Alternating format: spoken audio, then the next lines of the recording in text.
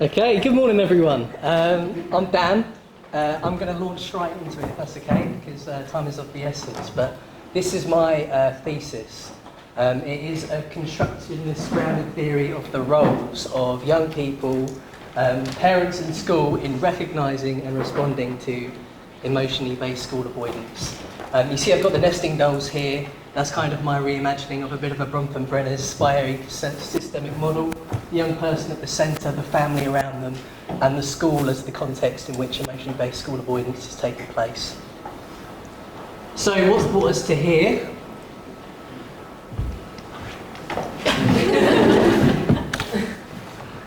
Well, as we all know, school attendance is compulsory. But I think what is also true is what this means and how this is acted out is renegotiated all the time in suspensions, exclusions, school closures, strike days recently, and across the COVID-19 pandemic, whether or not attendance was compulsory depended on government legislation, your local authority's interpretation, your school's interpretation, your parents' employment, were they key workers, and your status as a learner. Are you vulnerable? Do you have SEN? So we take sometimes these concepts for granted, compulsory attendance, and I think perhaps that has a legacy. Persistent absence, we know, has skyrocketed since then. So figures before the pandemic were suggesting around 11% of young people were persistently absent in the year 2018-19, so missing one day a fortnight. Now that figure, the latest figure is 21%, so it's a huge jump.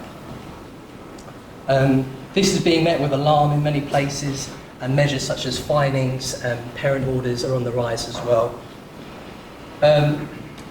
Alongside all of this, schools are performing increasing roles. They're kind of dealing with the extra responsibilities placed on them as a result of legislation, Children and Families Act, looking at the school as a way to deliver this early intervention. But also austerity has meant there's been huge cuts in public services, and where people access mental health support, particularly early intervention mental health support, is often in the school.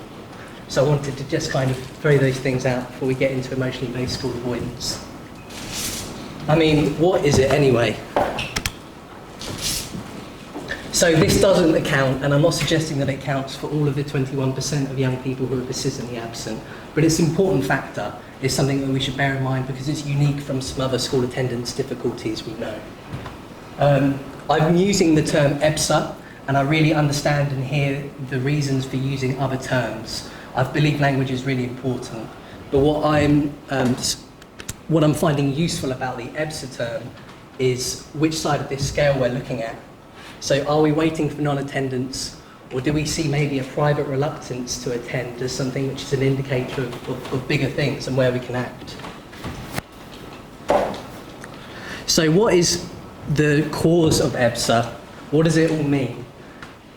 It depends who you ask. So this is from the literature. These are all really huge factors which are perhaps leading to and contributing to emotionally based school avoidance. These are huge factors, and I think each of them really warrant investigation. But what also you might notice is there's not a lot of overlap here. There isn't a lot of, what am I trying to say, consensus. Also, if you see all these, where do you start? When you think about how to intervene, how to support, how do you bring all of this and make sense of it and know how to act? So that brings me to my rationale.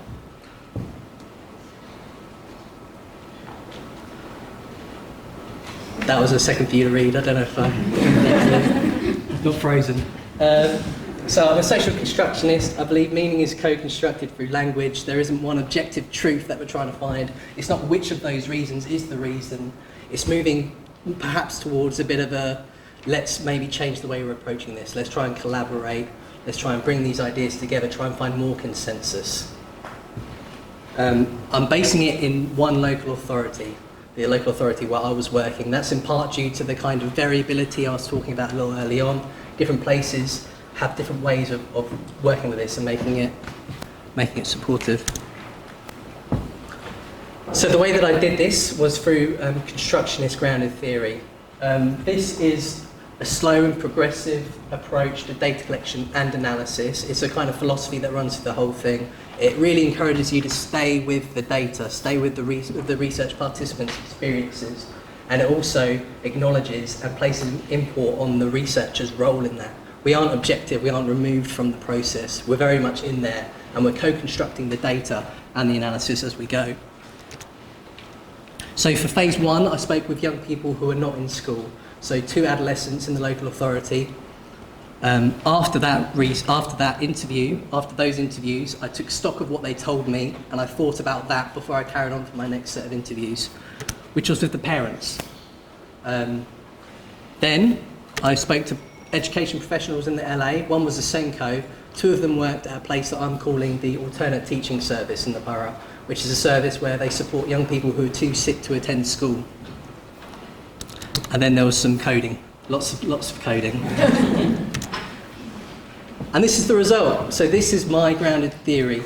As you can see, young people at the centre, so these are the roles, and then the smaller text in each of the circles are the key themes, which I'm going to kind of reflect a bit more on. So what's important about these is each of these roles was built from findings from all phases, from all groups, not just one group. This isn't just one person's voice, this is looking for that consensus. So I've got some quotes here I'd like to read you for each one. For the role of the young people, I found engaging with learning, engaging with others, understanding themselves and being ready for change was a really key part of the role of the young person, you know, who's dealing with EBSA, who's facing those difficulties. How can we help them achieve that role? So a quote here from a young person is, I learn every day, you know, I draw every day, I teach myself new things, and it's like if I want to learn something, I will. And that's from the reflection of engaging with learning. And maybe there isn't just one way that it looks. This next quote here, about engaging with others from a professional, it's not that you're just not going to school, it's that you start to not do everything, you start to shrink your world.